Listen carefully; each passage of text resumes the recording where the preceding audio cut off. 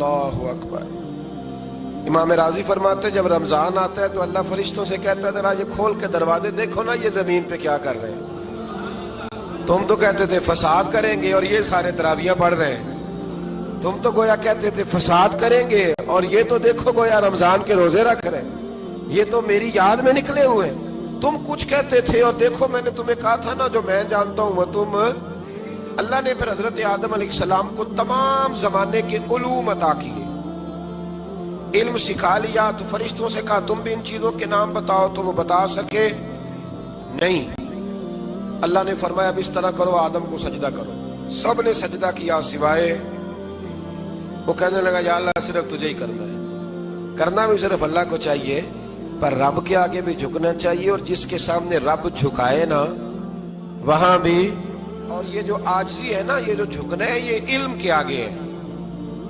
ہماری مصیبت یہ ہے کہ ہم علم کے آگے بھی گردن جھکانے کو تیار نہیں ہوتے، وہاں بھی ہم خود عالم فاضل بن جاتے ہیں۔ تو فرمایا کہ سب سے کہا سجدہ کرو، سب نے سجدہ کیا سوائے ابلیس کے۔ تو پھر ہوا کیا؟ وَكَانَ مِنَ الْكَافِرِينَ، وہ کافروں میں سے ہو گیا۔ پھر اللہ نے حضرت آدم کو اور جناب حوا کو نا مقام دے دیا جنت میں رہنے کے لیے، اور کہا سارا کچھ کھانا، درخت کے قریب نہ جانا۔ ابھی آپ کسی سے کہہ دیں تھوڑا سا کہ پیچھے نہ دیکھنا، یعنی اگر میری سمجھ لیں ادب کی وجہ سے کوئی 1.5-2 منٹ یا 6 منٹ نہیں بھی نہ دیکھے گا تو سوچے گا ضرور کہ پتہ نہیں اب پیچھے کیا ہے، مصیبت کیا ہے۔ یعنی آپ کہہ کے دیکھ لیں کسی کو، پیچھے نہ دیکھنا فطرت ہے نا انسان کی، وہ جستجو کرتا ہے، کہا اس درخت کے پاس نہ جانا۔ تو حضرت حوا سلام اللہ علیہ کہتے ہیں دل میں خیال رہتا تھا کہ آخر ہے کیا درخت کے پاس۔ یہی انسان کا عقیدہ توحید ہے کہ جہاں سے رب منع کر دے وہاں وہ منع ہو جائے، اور یہ ان کی خطا نہیں تھی، یہ اللہ کی حکمت تھی، چونکہ رب نے تو پہلے کہہ دیا تھا بنایا ہی زمین کے لیے، تو یہ تو سارا کچھ ہونا تھا تو زمین پہ آنا تھا نا۔ تو حضرت حوا اور جناب آدم کے پاس شیطان آیا، اس کو نکال تو دیا تھا پر ابھی اس کا جنت میں آنا جانا بند نہیں ہوا تھا، یہ بھی اللہ کی حکمت تھی۔ تو وہ کہنے لگا تمہیں پتہ ہے بعد میں مر جاؤ گے؟ تو حضرت حوا کہنے لگی کیا موت بھی آئے گی؟ کہاں، اس کی تکلیف بھی بڑی ہوگی، تو پھر بچیں گے کیسے؟ تو کہنے لگے پھل کھا لو اس درخت کا۔ تو بچنے کے لیے پھل کھایا تھا۔ جس طرح لوگ آج بہت سارے کام بچنے کے لیے کرتے ہیں پر بچ سکتے ہیں، بچنے کے لیے پھل کھایا تو اللہ نے فرمایا زمین پہ چلے جاؤ۔ تو حضرت آدم زمین پہ آئے، پھر کئی 100 سال روتے رہے۔ فَتَلَقَّى آدَمُ مِن رَبِّهِ کَلِمَاتٍ، تو پھر اللہ نے خود ہی جناب آدم کو کچھ کلمے سکھائے۔ علامہ اسماعیل حقی فرماتے ہیں وہ کلمے یہ تھے کہ حضرت آدم نے میرے نبی کا وسیلہ پیش کیا، اللہ کریم نے جناب آدم کی دعا کو مقبول فرما لیا۔ فاضل بریلوی رحمۃ اللہ علیہ فرماتے ہیں کہ قیامت میں منظر اس طرح کا ہوگا کہ نبی پاک ہمارے آگے آگے چلیں گے اور ہمیں اللہ کی رحمت کی خوشخبری سناتے جائیں گے، اور جب حضور یہ خوشخبریاں سنائیں گے تو حضور کے لبھائے مبارکہ سے پھول گریں گے اور ہم ان کو اٹھاتے جائیں گے۔ فرماتے خود تو وہ تھوڑی دیر کے لیے روئیں گے اللہ کی بارگاہ میں کہ یا اللہ انہیں معاف کر دے، خود روئیں گے لیکن ہمیں ہنسا دیں گے۔ پیش حق مجدہ شفاعت کا سناتے جائیں گے، آپ روتے جائیں گے پر ہم کو ہنساتے جائیں گے۔ اور باغ جنت میں محمد صلی اللہ تعالی علیہ وسلم، باغ جنت میں محمد مسکراتے جائیں گے، پھول رحمت کے گریں گے ہم اٹھاتے جائیں گے۔ حشر تک ڈالیں گے ہم پیدائش مولا کی دھوم، اور مثل فارس نجد کے قلعے گراتے جائیں گے۔ اور کیا ذوق بیان کیا، فرمانے لگے خاک ہو جائیں عدو جل کر مگر ہم تو رضا، دم میں جب تک دم ہے ذکر ان کا سناتے جائیں گے۔ جب تک سانسوں کی ڈوری چل رہی ہے، دم میں جب تک دم ہے ذکر ان کا سناتے جائیں گے۔ وہ تو حضرت حلیمہ بھی فرماتی ہیں نا، جب میں نبی کریم علیہ السلام کو اپنے گھر لے گئی تو میرا اپنا بچہ بھی دودھ پیتا تھا، 2 میرے بیٹے ہو گئے، ایک میری یہ نسبی اولاد اور حضور میری رضائی اولاد۔ تو کہتی ہیں جب میں کریم محبوب علیہ السلام کو اپنے سینے سے لگاتی تھی تو حضور میرے ایک پستان سے دودھ پیتے تھے اور دوسرا اپنے بھائی کے لیے چھوڑ دیا کرتے تھے۔ یہاں سے رسول کریم علیہ الصلوۃ والسلام نے کردار کے ذریعے تبلیغ اور پھر اعلان نبوت سے پہلے ایک تنظیم عرب کے جوانوں پر، عرب کے سرداروں پر مشتمل بنائی گئی، جس میں نبی کریم علیہ الصلوۃ والسلام نے بڑا حصہ لیا سرکار نے، اور بڑے اہم لوگوں کو شعور حضور نے عطا فرمائے۔ وہ اس جماعت کا فیصلہ تھا کہ ہم سارے جوان، سارے بڑے لوگ ملیں گے۔ یہ حضور کے اعلان نبوت سے پہلے کی بات ہے۔ ہم بڑے لوگ ملیں گے، کسی بڑے کو کسی چھوٹے پر ظلم نہیں کرنے دیں گے، کسی آدمی کو کسی غریب کا حق نہیں کھانے دیں گے۔ حضور علیہ السلام نے نا اپنی کردار سے، اپنے عمل سے، اور آپ کا جو عمل ہوتا ہے نا وہ اصل ہوتا ہے۔ ایک ہوتا ہے آپ کوئی بات کرتے ہیں، اور ایک ہوتا ہے کہ آپ کوئی عمل کرتے ہیں۔ آپ جب عمل کرتے ہیں تو عمل کے ذریعے بھی لوگوں تک بات پہنچتی ہے کہ دراصل آپ کا اٹھنا بیٹھنا، چلنا پھرنا کیا ہے۔ میرے رسول کریم علیہ الصلوۃ والسلام کا اٹھنا بھی ایک نبی کا، بیٹھنا بھی ایک نبی کا، بات کرنا بھی ایک نبی کا، معاملات زندگی کرنا بھی ایک نبی کا، لین دین کرنا بھی ایک نبی کا۔ ایک شخص کہتے ہیں میں نے اعلان نبوت سے پہلے حضور علیہ السلام سے کچھ چیز خریدی تھی، اور میں نے عرض کیا تھا آپ یہاں تشریف رکھیں، میں پیسے لے کے آتا ہوں۔ میں 3 دن کے بعد آیا۔ دیکھو یہ بات کرنی کتنی آسان ہے، بولنی کتنی آسان ہے، پر 3 دن یہاں میرے بھائی کو کسی شخص کو 2 گھنٹے انتظار کرنا پڑ جائے تو لوگ کہتے ہیں الانتظار اشد من القتل۔ یہ تو قتل سے زیادہ تکلیف والا معاملہ ہے منتظر رہنا کسی کا۔ کہتے 3 دن کے بعد میں آیا تو میرے رسول کریم وہیں تشریف فرمایا۔ بس اتنا فرمایا یار تم نے مجھے بڑی تکلیف میں ڈال دیا، 3 دن ہو گئے یہاں رکے ہوئے۔ تو حضور نے اپنے کردار کو، اپنے عمل کو، اپنے معاملات کو سب سے پہلے اپنی نبوت کی دلیل کے طور پر پیش کیا۔ کسی نے کیا خوب کہا تھا کہ جو تیری جان کے دشمن ہیں وہ بھی کہتے ہیں، وہ جو تیری جان کے دشمن ہیں، بظاہر تو آئے ہیں نا ہجرت کی رات جان لے لے، لیکن امانتیں حضور کے گھر میں رکھی ہوئی ہیں، امانتیں کاشانہ نور پہ پڑی ہیں۔ وہ جو تیری جان کے دشمن ہیں وہ بھی کہتے ہیں کہ امین تو ہے اور صداقت کی آبرو تو ہے، امین بھی تو ہے، صداقت کی آبرو تو ہے۔ تو پہلے کردار، پھر دوسری بات، اللہ تعالیٰ نے اپنے محبوب علیہ الصلوۃ والسلام کو اپنا مطلق نائب بنا کر، اپنا محبوب اعظم بنا کر، ویسے ہی سارے انسانوں کے بارے میں کہا وَإِذْ قَالَ رَبُّكَ لِلْمَلَائِكَةِ إِنِّي جَاعِلٌ فِي الْأَرْضِ خَلِيفَةً، میں زمین میں اپنا نائب بنانے والا ہوں۔ لیکن حضور علیہ السلام تو محبوب ہے نا، حضور کی نیابت تو محبوبیت کے درجے پر فائز ہے۔ تو رسول پاک کو رب کریم نے اس طرح کا بنا کے بھیجا کہ حضرت عبداللہ ابن رواحہ رضی اللہ تعالیٰ عنہ بیان فرماتے ہیں کہ اگر حضور کوئی معجزہ نہ بھی دکھاتے، نبی کریم علیہ السلام سے کوئی اعجاز لوگ نہ بھی دیکھتے، تو محبوب کا تو چہرہ ہی اس طرح کا تھا، لوگوں نے دیکھتے جانا تھا اور کلمہ پڑھتے جانا تھا۔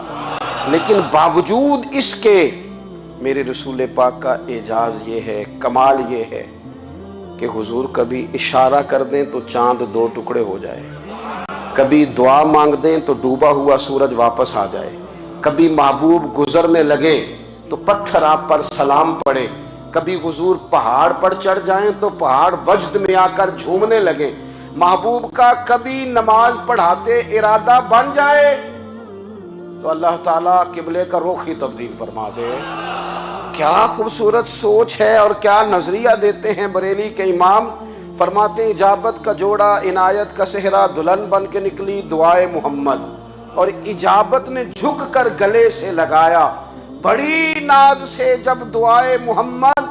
دیکھو خدا کی رضا چاہتے ہیں دو عالم، خدا چاہتا ہے رضائے محمد صلی اللہ تعالی علیہ وسلم۔ اور ایک مقام پہ فرماتے ہیں نائب دست قدرت پہ لاکھوں سلام، نائب دست قدرت پہ لاکھوں سلام۔ تو اللہ تعالیٰ نے نبی پاک صلی اللہ تعالی علیہ وسلم کو جو اعجاز۔ پھر ایک اور بات، حضور امی ہے، دنیا میں آ کر محبوب نے کسی سے پڑھا ہی نہیں۔ میرے محبوب نے جتنا پڑھا ہے رب کریم سے ہی پڑھا ہے۔ الرحمن علم القرآن خلق الانسان، رحمان نے قرآن سکھایا پھر انسان بنایا۔ اللہ تبارک و تعالیٰ کی بارگاہ کرم سے حضور نے لیا रसूल करीम उम्मी हैं, ये भी हुजूर की नबूवत पर एक बड़ी दलील। देखो, एक होता है कोई आदमी बचपन से ही किसी चीज से शगफ रखे और जब उसकी उम्र बड़ी हो जाए तो कहते हैं इसका तजर्बा बड़ा हो गया है, ये पहले कुछ शेर कहता था, कोई अदबी जुमला कहता था, तो अब इसकी ये काम करते करते उम्र बड़ी हो गई है तो रसूख हासिल हो गया। 40 साल की उम्र मुबारक तक नबी करीम ने एक शेर भी नहीं कहा।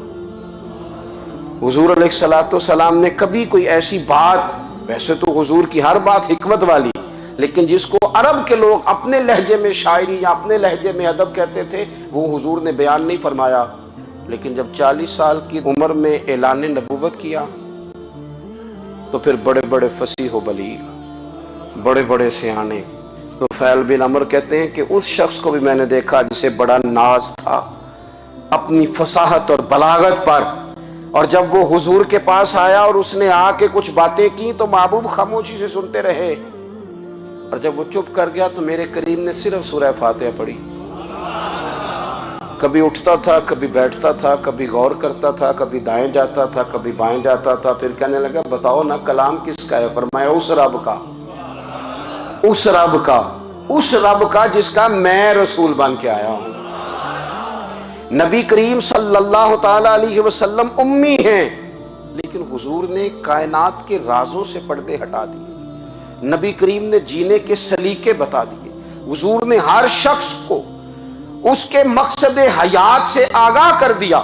नबी करीम अलैहिस्सलाम ने वो फलसफा हयात बयान किया कि लोगों को सिर्फ जीने में ही मजा नहीं आया, मरने में भी मजा आने लगा। लोग आगे बढ़ बढ़ के जाने पेश करने लगे, अपनी औलादें कुर्बान कर, जो फलसफियों से खुल ना सका और नुक्तावरों से हल ना हुआ, वो राज एक तैबा वाले ने बतला दिया चंद इशारों में। महबूब करीम उम्मी हैं, लेकिन हुजूर ने इस तरह दुनिया को सिखाया, इस तरह दुनिया को पढ़ाया, इस तरह हुजूर ने इल्म के चिराग और दीप रोशन किए कि क़यामत तक जिसे रोशनी मिलेगी ना, उसे सिर्फ दरवाज़ा मुस्तफ़ा से मिलेगी, उसे रसूल करीम अलैहिस्सलाम के दरे दौलत से मिले। कुछ लोगों ने कहा कि अपने पास से आयात बना के लाते हैं, अपने घर में बैठ के दावे कर लेना तो कोई मुश्किल काम नहीं ना होता, सारे लोग ही कर लेते हैं। बल्कि वो हमारे एक बुजुर्ग कहा करते थे, ख्याली पुलाव पकाइए तो घ्यो कदे भी काट ना पाइए, क्योंकि कौन सा पैसों का डालना है, ज्यादा डालें आप और ज्यादा डालें। बहुत सारे लोग हैं आज भी, कुछ लिबरल हैं बेचारे, कुछ दीन बेजार तबका है, वो कहते हैं जनाब हमें तो जदीद बातें बताएं, हमें तो नए उसलूब के मुताबिक लेके चले, हमें तो ओ भाई सुन, मेरे नबी पाक अलैहिस्सलाम ने फरमाया मेरा कुरान कभी पुराना नहीं होगा। इसे पढ़ के देख, इसकी जिद्दत का हुस्न देख, ये तो खिला हुआ बाग है। तो एक दफा इसके करीब आएगा तो खुशबू मिलेगी, दूसरी दफा आएगा तो उससे ज्यादा ताजी मिलेगी। एक दफा फल खाएगा तो मजेदार होगा और दूसरा खाएगा, हो सकता है शक्ल मिलती जुलती हो लेकिन जायका बड़ा निराला होगा। तो आ तो सही ना। जब कुछ लोगों ने कहा ये खुद से बना के आयात लाते हैं, तो फरमाया व इन कुंतुम फी रैबिन मिम्मा नज़्ज़लना अला अब्दिना फातू बिसूरतिन मिन मिस्लिही, अगर तुम्हें कोई शक है इसमें जो हमने अपने बंदा खास में नाजिल किया है, तो तुम भी इस जैसी एक आयत बना के लाओ। और चलो चैलेंज खुला दे दिया, फरमा वदऊ शुहदाअकुम मिन दूनिल्लाह, अल्लाह और अल्लाह वालों को छोड़ दो, तफसीरी तर्जुमा अर्ज कर रहा हूं, यानी सहाबा को छोड़ दो, हुजूर के मानने वालों को छोड़ दो, बाकी सारी दुनिया के काफिर इकट्ठे हो जाओ, एक आयत बस कुरान जैसी लेके आओ, एक आयत लेके आओ। इन कुंतुम सादिकीन, अगर तुम सच्चे हो। जवानों सुनो,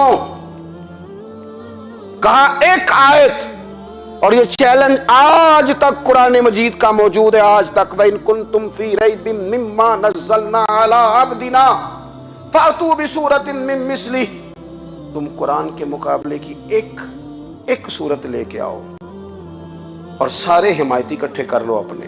इन कुंतुम सादिकीन, अगर तुम सच्चे हो। जवाब तो उधर से आना था ना, लेकिन कायनात के रब ने जवाब भी खुद दिया, फरमाया फ़इल्लम तफ़अलू वलन तफ़अलू, अगर तुम ना ला सके, और फरमाया तुम ला सकते भी नहीं, अगर तुम ना ला सके और तुम ला सकते भी نہ خنجر اٹھے گا نہ تلوار تم سے، یہ بازو میرے آزمائے ہوئے ہیں۔ وَلَن تَفْعَلُوا، تم لا بھی نہیں سکتے۔ فَاتَّقُوا النَّارَ الَّتِي وَقُودُهَا النَّاسُ وَالْحِجَارَةُ، پھر اس آگ سے ڈر جاؤ جس کا ایندھن آدمی اور پتھر ہے۔ اُعِدَّتْ لِلْكَافِرِينَ، بنائی کافروں کے لیے، بنائی مومنوں کے لیے تو رب نے جنت بنائی ہے۔ اُعِدَّتْ لِلْكَافِرِينَ، یہ دوزخ اللہ نے کن کے لیے بنائی ہے؟ اُعِدَّتْ لِلْكَافِرِينَ کہتا ہے کافر کے لیے بنایا۔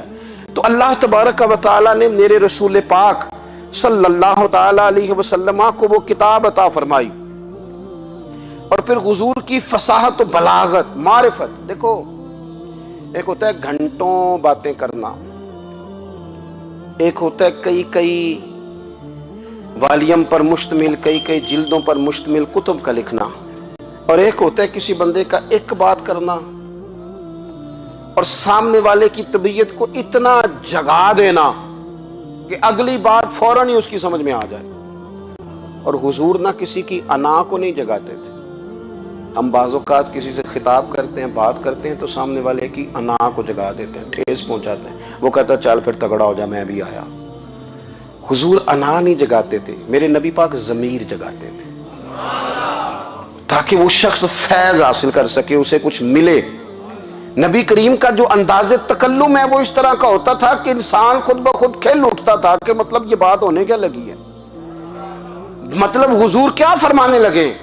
نبی کریم صلی اللہ تعالی علیہ وسلم ایک دن محبوب کریم نے صحابہ کے یہ حضور کی فصاحت و بلاغت دیکھے، فرمایا محبوب نے کتنا نادان ہے وہ شخص جو اپنے ماں باپ کو گالی دے۔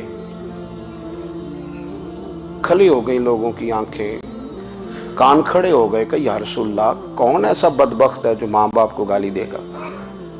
اب جب سوالات ذہنی سطح پر پوری طور پر ابھر گئے نا، تو اب رسول کریم نے بات سمجھائی۔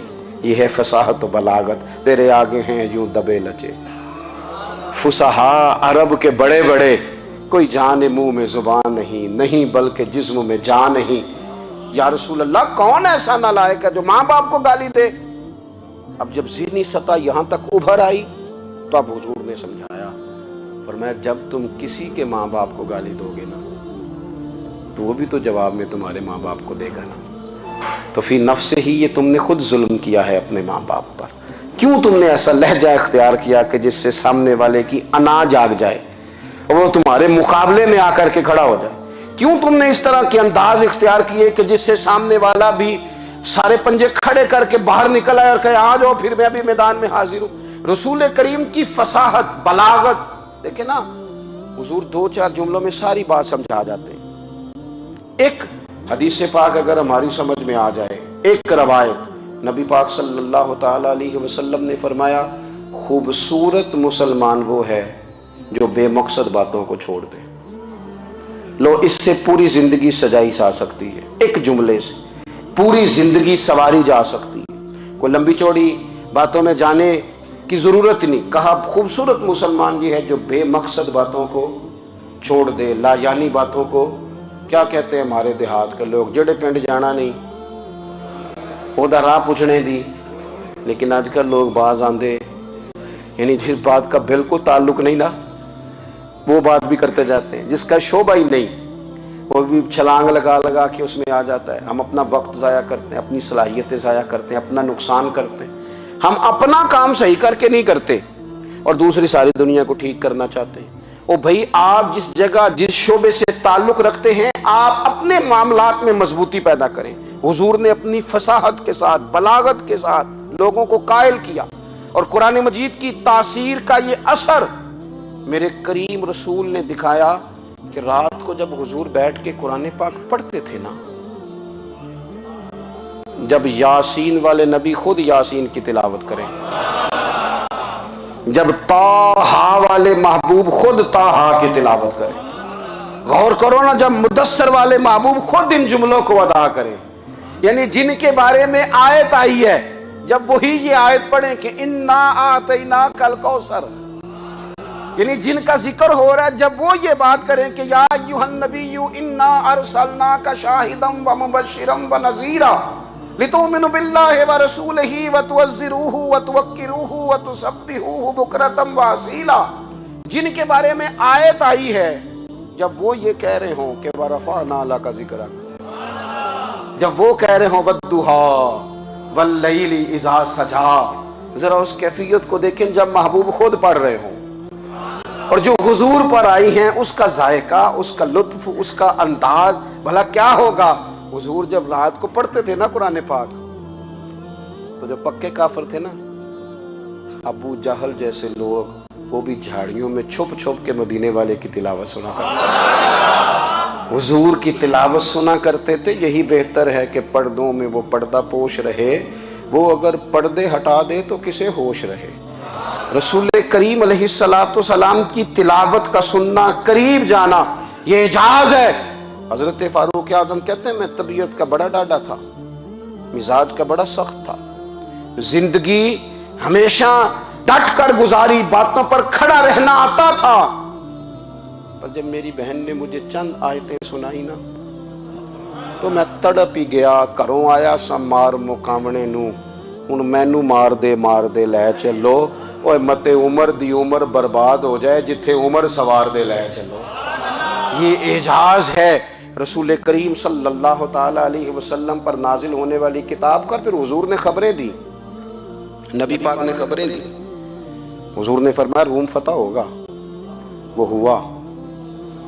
نبی کریم علیہ السلام نے فرمایا شام فتح ہوگا، تو شام فتح ہوا۔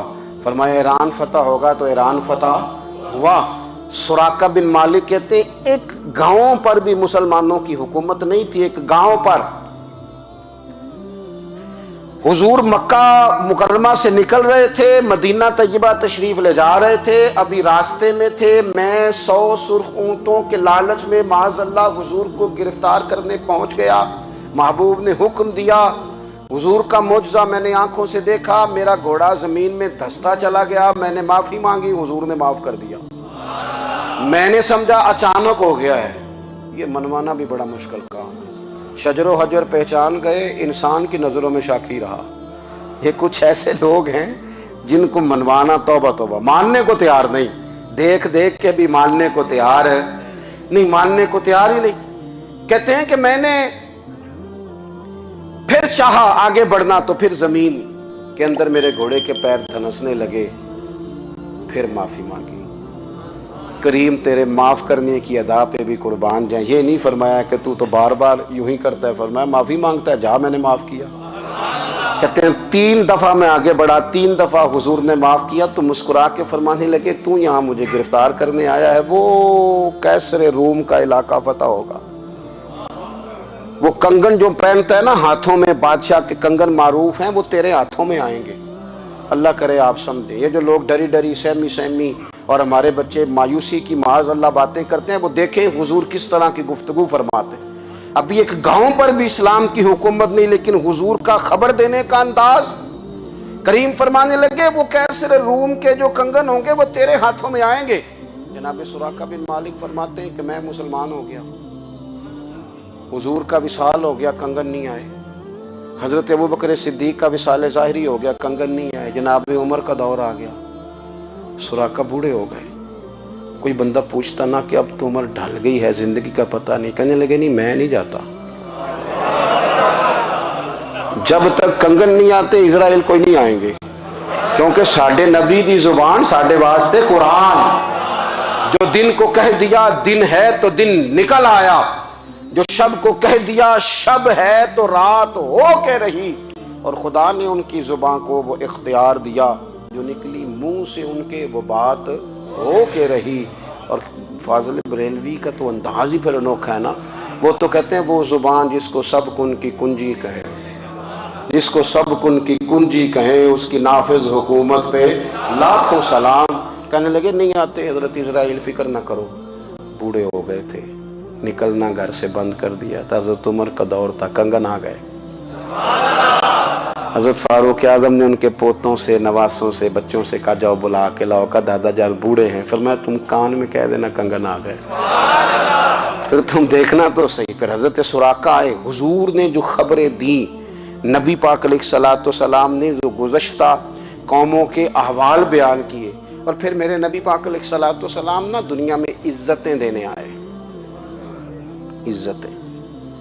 یہ مزاج ہمیں کم کرنا چاہیے. یہ جو ہم ساری زندگی اس کام میں لگا دیتے نا کسی کو نیچا کیسے دکھانا ہے، یہ انداز حضور نے نہیں ہمیں دیا. اب دیکھو حضور تشریف لائے تو ہمیں پتہ چلا کہ حضرت یوسف جیسا سونا کوئی نہیں. حضور تشریف لائے تو ہمیں پتہ چلا کہ حضرت داؤد جیسی خوبصورت آواز کسی کی نہیں. حضور تشریف لائے تو ہمیں پتہ چلا کہ جناب عیسیٰ علیہ السلام کا فقر اختیاری کس طرح کا تھا. محبوب تشریف لائے تو ہمیں پتہ چلا کہ حضرت موسیٰ کا جلال کس طرح کا تھا. یہ تو حضور آئے تو نبی پاک علیہ السلام نے اس کی بھی عظمت بیان کی، اس کی بھی شان بیان کی. حضور نے بتایا کہ ابو بکر صدیق کی شان کیا ہے، فاروق اعظم کا مرتبہ کیا ہے، عثمان غنی کی حیا کیا ہے، مولا علی کی شجاعت کیا ہے، اہل بیت نبوت کی عظمت کیا ہے. حضور آئے عزتیں دینے. ماں کو عزت دی مدینے والے رسول نے. کہا جس کا باپ راضی ہو گیا اس کا رب راضی ہو گیا. فرمایا جو 2 بیٹیاں 3 بیٹیاں 4 بیٹی بہنیں یا ایک بیٹی یا بہن بیاہ کے آ گیا نا، اس طرح میری 2 انگلیاں جڑی ہوئی ہیں، میرے ساتھ جڑ کے جنت میں جائے. رسول کریم صلی اللہ تعالی وسلم نے عزت دی، عزت دی. حضور عزتیں دینے، کوئی اعزاز نہیں. ان پڑھ بندہ ہے، سادہ ہے، غریب ہے، مزدوری کرتا ہے، ہاتھوں پہ چھالے. یا رسول اللہ اس کا بھی کوئی اعزاز ہے؟ قربان جائیں، میرے کریم نے عزت دی. فرمایا محنت کر کے روزی کمانے والا تو اللہ کا دوست ہے. یہ اینٹیں اٹھانے والا، یہ مشقتیں کرنے والا، یہ صبح دیہڑی پہ جانے والا، یہ بیچارہ جو اچار سے روٹی کھاتا ہے، تو نے ہر شخص کی قسمت میں یہ عزت لکھی اور آخری خطبے کی صورت میں وصیت لکھی. رسول کریم نے ہر بندے کو اعزاز دیا، عظمتیں دی. حضور عزتیں دینے آئے. نبی پاک علیہ السلام نے اعزازات دیے، حضور نے نوازا. یہ ساری چیزیں میرے رسول پاک کی تشریف. اور پھر یہ جو حضور کے صحابہ اور اہل بیت ہیں نا، یہ بھی میرے نبی پاک کی نبوت کی دلیل ہے. اتنی جلدی انقلاب آیا نہیں کرتے. وہ کل تک جو رہزن تھے حضور نے راہبر بنا دیے. وہ لوگ جو کل تک ایک دوسرے کے گلے کاٹ کے کھاتے تھے، ایک دوسرے کو مارتے تھے، تکلیف پہنچاتے تھے، برادری ازم پہ لڑتے تھے، حضور نے بھائی بھائی بنا دیے. ایک پلیٹ میں کھانا کھانے لگے سیدنا بلال حبشی، صہیب رومی، سلمان فارسی. حضور نے یوں کر کے ملا دیا. نبی کریم علیہ السلام نے تقسیمیں ختم کر دی دنیا میں. حضور کے صحابہ نے اپنا کردار اس طرح کا دکھایا، اتنا بلند کیا، اور صحابہ کرام علیہم رضوان اس کو دیکھ کر اتنی بلندیوں پہ گئے کہ گواہیاں اللہ کا قرآن دیتا ہے. فرمایا محمد الرسول اللہ والذین معہ اشداء علی الکفار رحماء بینہم تراہم رکعا سجدا یبتغون فضلا من اللہ ورضوانا. فرمایا یہ جو میرے محبوب کے ساتھ والے ہیں کافروں پر سخت ہیں، آپس میں نرم دل ہیں. تم جب بھی انہیں دیکھو گے سجدے کرتے دیکھو گے، رکوع کرتے دیکھو گے. تم انہیں دیکھو گے اللہ کی رضا کے متلاشی ہیں. انہیں ساری مادہ پرستی سے نکال کر محبوب نے رب کی رضا کے رستے پہ ڈال دیا. میرے نبی کریم سید عالم صلی اللہ تعالی علیہ وسلم کی نبوت کے دلائل کے طور پر یہ ساری چیزیں آئیں. بس میں بات سمیٹنے لگا ہوں. حضور کا جو اخلاق ہے نا، وہ بھی نبی کریم علیہ السلام کی نبوت کی بہت بڑی دلیل ہے. وَإِنَّكَ لَعَلَىٰ خُلُقٍ عَظِيمٍ. محبوب ہم نے آپ کو نا خلق عظیم کا مالک بنایا ہے. کچھ لوگ سمجھتے ہیں صرف آپ کا بولنے کا انداز ٹھیک ہو تو آپ با اخلاق ہیں. نہیں بھائی، بولنے کا انداز ٹھیک ہونا با اخلاق نہیں، سچ بولنا اخلاق کی علامت ہے. آپ کا حق بات کرنا اخلاق ہے، آپ کا صحیح گواہی دینا اخلاق ہے، آپ کا اللہ تعالیٰ کی طرف سے آزمائش آنے پر صبر کا مظاہرہ کرنا اونچا اخلاق ہے. رب نعمت دے تو آپ کا وجود ڈھلتا جائے شکر میں، یہ اخلاق ہے. رب کریم اگر آپ کو کسی وقت کسی آزمائش میں اپنی حکمت سے ڈالتا ہے تو عزت نفس کو برقرار رکھنا، خودداری کو برقرار رکھنا، یہ اخلاق. نبی پاک نے اعلیٰ ترین اخلاق کی بات بتائی، اعلیٰ ترین. حضور نے لوگوں سے بیعت لیتے وقت کہا تھا میرے ہاتھ پر بیعت کرو، چوری نہیں کرو گے. نبی پاک علیہ السلام نے مختلف امور پر بیعت لی. حضرت حکیم بن حزام کہتے ہیں حضور نے میرے ہاتھ پہ ہاتھ رکھ کے کہا میرے ہاتھ پہ ہاتھ رکھ کے بیعت کرو کہ کسی دنیا دار سے سوال نہیں کرو گے، خودداری سے زندگی گزارو گے، عزت نفس سے جو رب نے تمہیں دیا ہے تم اس پر راضی رہو گے، لوگوں کی جیبوں کو ٹٹولنا، دوسروں کی دولتوں پہ راج کرنا، دوسروں کے مال پر نگاہیں ڈالنا اللہ کے حبیب نے پسند نہیں فرمایا۔ میں بیعت کرو کہ تم کبھی کسی سے سوال نہیں کرو گے، حد ہو گئی۔ نبھانے والوں نے پھر اس عہد کو نبھایا اور کمال کر دی۔ حضرت حکیم بن حزام گھوڑے پہ بیٹھے تھے، ہاتھ میں درہ تھا، وہ زمین پہ گر گیا، قریب غلام کھڑا تھا، حضرت حکیم بن حزام خود گھوڑے سے اترے، درہ اٹھایا، دوبارہ گھوڑے پہ بیٹھے۔ غلام عرض کرنے لگا حضور مجھے بتا دیتے میں اٹھا کے دے دیتا۔ آنکھیں چمک اٹھیں، فرمانے لگے کیسے بتا دیتا، اپنے رسول سے وعدہ کیا ہے کبھی کسی سے سوال نہیں کروں گا، کبھی سوال نہیں کروں گا۔ اللہ کے محبوب نے ہمیں اعلیٰ اخلاقی قدروں کی بات ہمیں سکھائی ہے۔ ہم دیکھتے ہیں کہ بڑی جلدی 2 4 5 لوگوں کے غصہ دلانے پر ہم ساری اخلاقی حدوں کو کراس کر جاتے ہیں۔ دوستو ہمارا ایک ویژن ہونا چاہیے، ہمارے ذاتی رویے بڑے معتبر ہونے چاہیے، لین دین کے معاملات کے اندر مسلمانوں کو بڑا صاف ستھرا ہونا چاہیے۔ ہمیں اپنی معاشی زندگی میں روزمرہ کے معاملات میں ہماری توجہات کا مرکز صرف اللہ رسول کی ذات ہونی چاہیے۔ رب کریم نے اپنی حکمت سے کسی کو کتنا دیا ہے یہ اس کی حکمت کے تقاضے ہیں، ہمیں اس نے جس رنگ میں جس حال میں رکھا ہے ہمیں اپنے رب کی رضا پر بہت زیادہ مطمئن ہونا چاہیے۔ اچھا پھر ایک اور بات، جن چیزوں کو ہم نے دکھ بنایا ہے نا یہ تو وہاں دکھ تھا ہی نہیں، مہینہ مہینہ چولہا نہیں جلا، لیکن کسی جگہ اظہار غربت ہے، حضور کی اولاد پاک کا یا صحاب کا یا ازواج کا، مہینہ مہینہ چولہا نہیں جلا۔ لیکن یہ اخلاق عالیہ کا حسن دیکھو، اپنے گھر مہینہ مہینہ چولہا نہیں جلا، جو مانگنے آیا اسے جھولی بھر کے عطا فرمایا، کوئی دروازے سے خالی نہیں گیا۔ عزیز بھائی، اگر زندگی میں اخلاقی قدریں ہم اپنا لیں اور ہم تھوڑا تھوڑا کر کے اپنے آپ کو تبدیل کریں، ساری زندگی توجہ رہی کہ فلاں کیا کر رہا ہے فلاں کیا کر رہا ہے، تھوڑا سا گردن کو جھکا کے اپنے اوپر توجہ ڈالیں، اپنے آپ کو وقت دیں، حضور کے اخلاق عالیہ کی روشنی میں، تعلیمات حسنہ کی روشنی میں ہم اپنے کردار و عمل پر تھوڑی توجہ دیں۔ اس وقت بہت بڑی تعداد میں امت مسلمہ ہے، اور ایسا نہیں ہے کہ دولت نہیں ہے، دولت سے بھی سرشار ہیں۔ ہمارے ہاں بڑے بڑے انجینئر ہیں، بڑے بڑے ڈاکٹر ہیں، لیکچرار ہیں، ہمارے پاس بڑے بڑے ہاسپٹل ہیں، بڑا کچھ ہے، لیکن کردار و عمل کے بادشاہ، اپنی زندگی تقوی کی روشنی میں گزارنے والے، ان لوگوں کی تعداد کم ہے۔ اگر کوئی آج بھی سارے کام نیک کرے لیکن جائیداد میں سے بیٹی کا حق رکھ جائے تو پھر اس نے کیا میلاد منایا؟ اگر آج بھی جو 2 4 لوگ بیچارے اس کے زیر دست ہیں، ملازمین ہیں، ان کے ساتھ اس کا رویہ انتہائی سخت ہو تو اس نے کیا میلاد منایا؟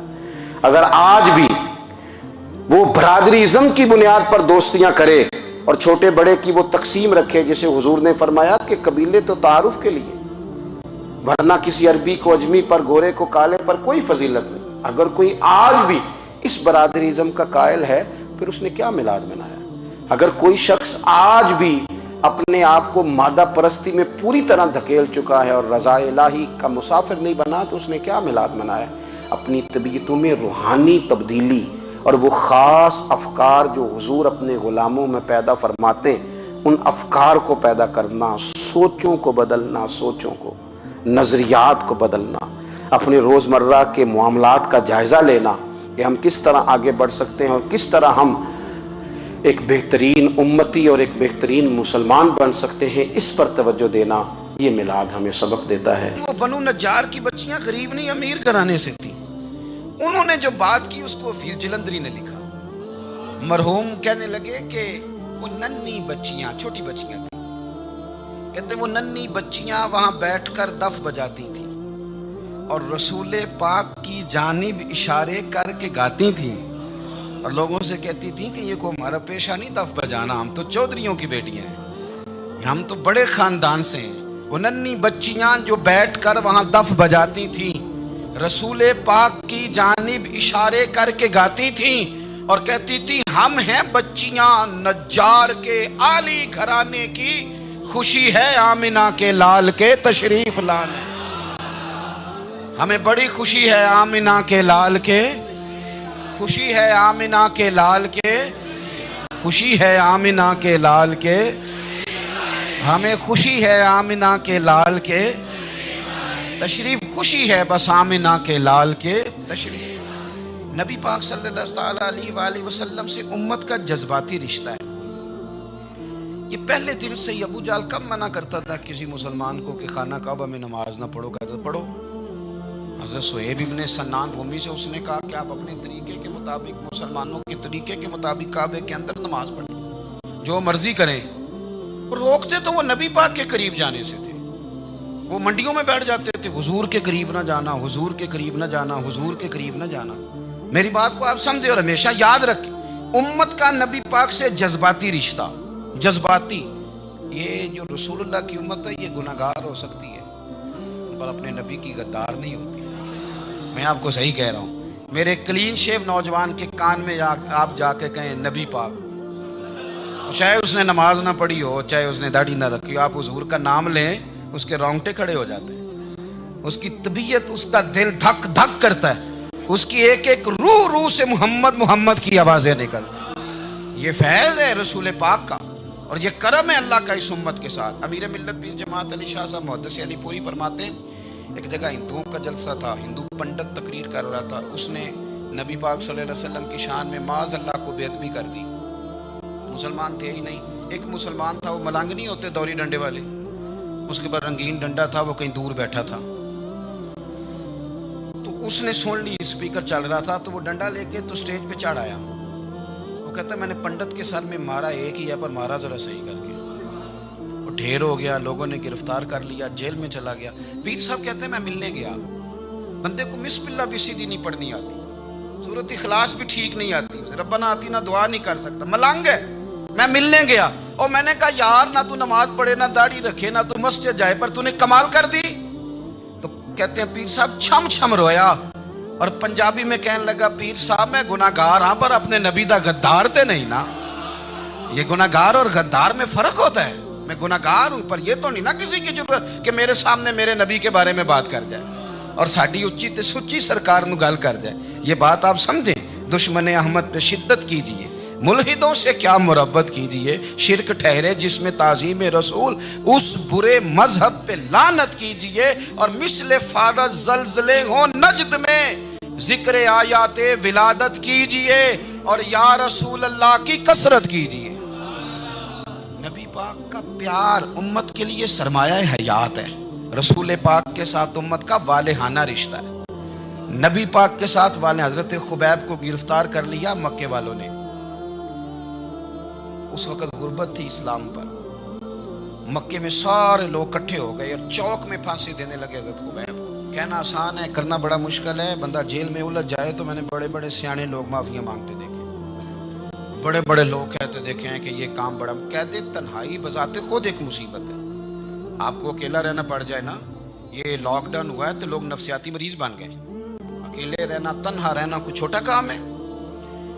حضرت خبیب اکیلے اور مکے کا دور اور چاروں جانب کافر، اور چوک میں جب پھانسی پہ لٹکایا جانے لگا تو ابو سفیان بولے اور بول کے کہنے لگے یار بندہ کوئی کام کر کے بڑا پچھتاتا بھی ہے، یار نتیجہ کیا نکلا؟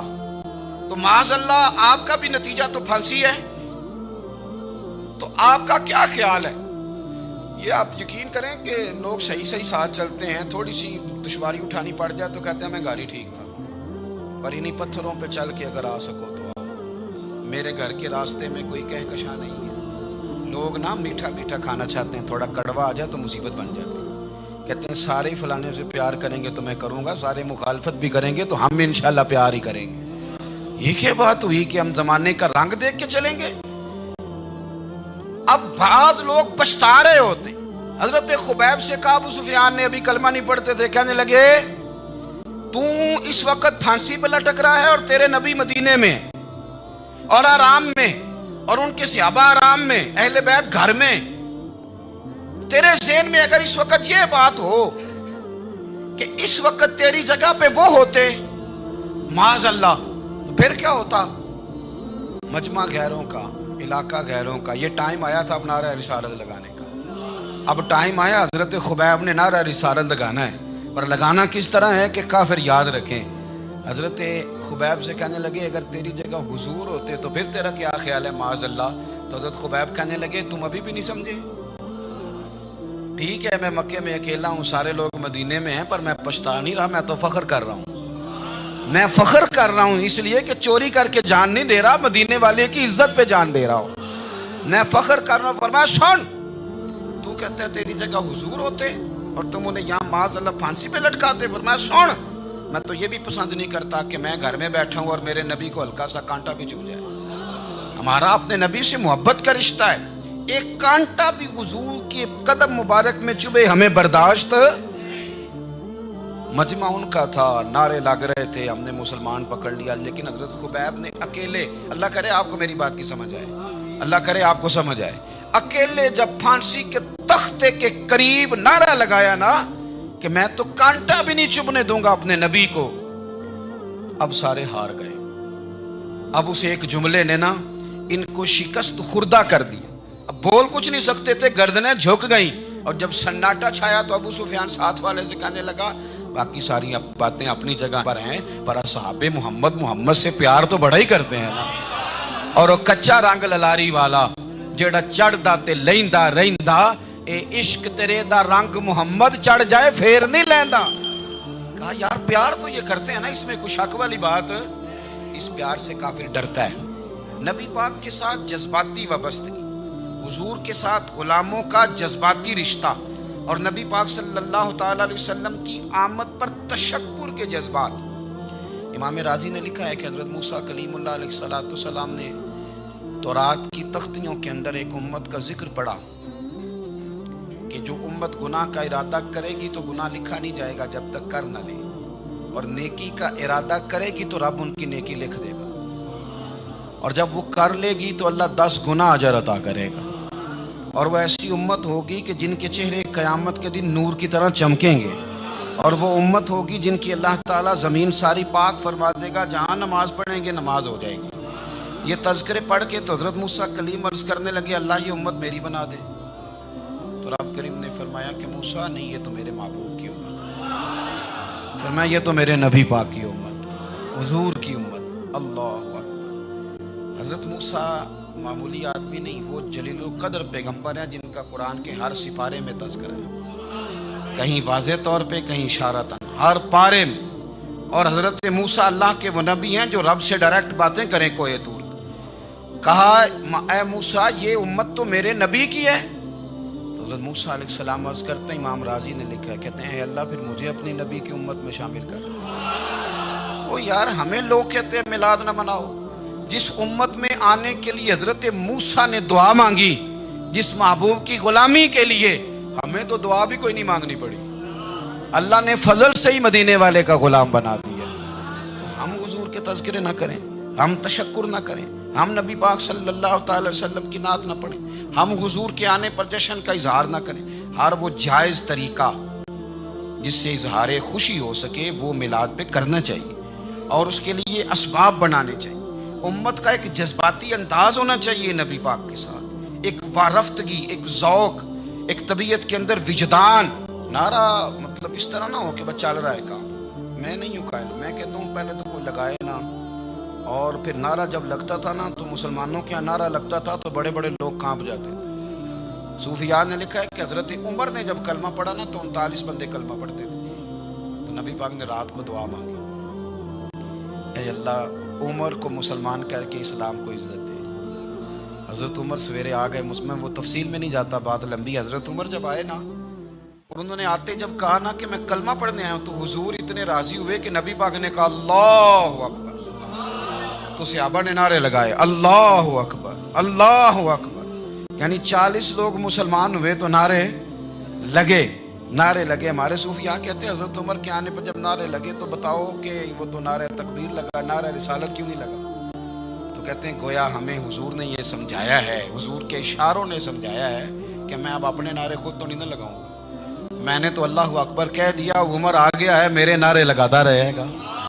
नारे लगेंगे। हजरत उमर ने पहले दिन ही कहा कि हुजूर आप सच्चे रसूल हैं तो छुप छुप के नमाज क्यों पढ़े। शुरू हो गए नारे, हुजूर आप सच्चे हैं तो छुप छुप के नमाज का क्या माना हो।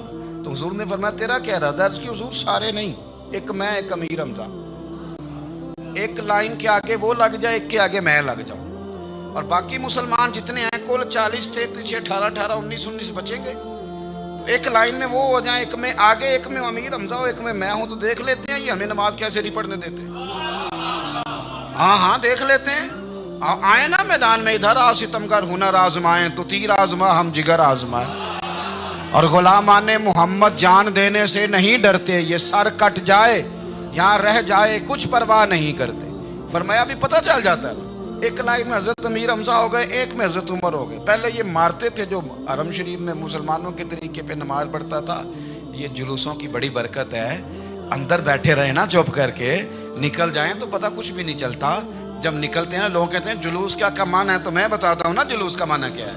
हजरत उमर ने बाहर निकले 2 लाइनों का जुलूस, लंबा भी कोई नहीं, बंदे भी 40, और जनाब फारूक आजम बाहर निकले तो उमर का नारा, उमर का, हजरत उमर ने यूं करके आस्तीने बाजू की चढ़ा ली, और अपने गले में जो उनके रुमाल था ना उसको यूं सीने पे बांधा, और इस हाथ में तलवार थी तो यूं करके बाहर लहराई, कहने लगे ओ मक्के के काफिरो इधर आओ मेरे सामने, जिसने अपनी बीवी बेवा करानी हो, जिसने बच्चे यतीम कराने हो, वो आए मैदान में। मुस्तफा के गुलाम आज सड़कों पे निकल आए, आए मैदान में हमारे सामने हमारा मुकाबला करे, आए ना मैदान में, हम निकले हैं। अब हम यहाँ काबे में एलानिया नमाज पढ़ेंगे, हम पढ़ेंगे, ताकत है तो आओ ना हमारा मुकाबला करो, आओ। कुफर बजाते खुद बहुत बड़ा झूठ है, और झूठ के पैर, 2 बंदे निकले तलवारें लेके आगे आगे, तो फिर हजरत उमर ने एलानिया नमाज पढ़वाई खाना काबा। तो मेरे भाई रसूलुल्लाह सल्लल्लाहु अलैहि वसल्लम के गुलाम तो जब नारा लगाते थे तो हो ही कमाल जाता था। फिर बरेली के इमाम बोले, कहने लगे पेश हक मुजदा शफात का सुनाते जाएं। हुजूर क़यामत के दिन आगे आगे ना, हमारे आगे आगे खुशखबरी देंगे, कहेंगे तुम फिक्र ना करो, आ जाओ मैं तुम्हें बख्शवाता हूँ, मैं तुम्हारी सिफारिश, आ जाओ पीछे पीछे। हुजूर न पेश हक मुजदा शफात का सुनाते जाएंगे। यकीन करें बरेली के इमाम को भी बड़ा ही रंग आता है बयान करने का। कहने लगे आप रोते जाएंगे, अल्लाह को मनाना है ना हुजूर ने, कहते हैं पेश हक मुजदा शफात का सुनाते जाएंगे, आप रोते जाएंगे पर हमको हंसाते जाएंगे।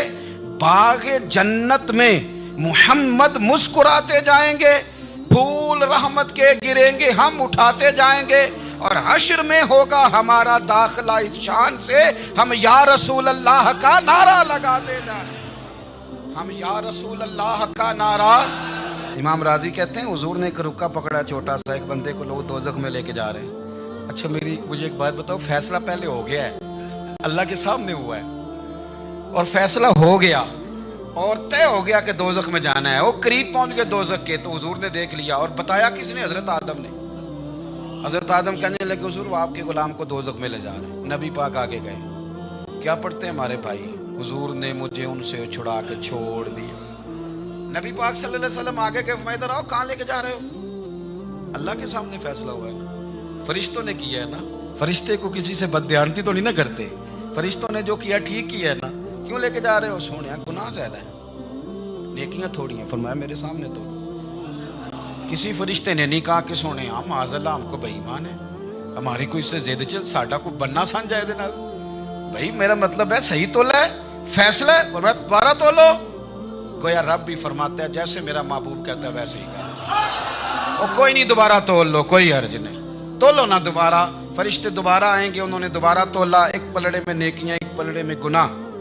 अब वो गुनाह फिर ज्यादा निकले तो नबी पाक ने ना जेब से इतना सा रुक्का निकाला, रुके का भी कोई वजन होता है, वो हुजूर ने नेकियों के पलड़े में रख दिया, नेकियां बढ़ गई, फरिश्ते भी चुप कर गए। चलो भाई जन्नत में।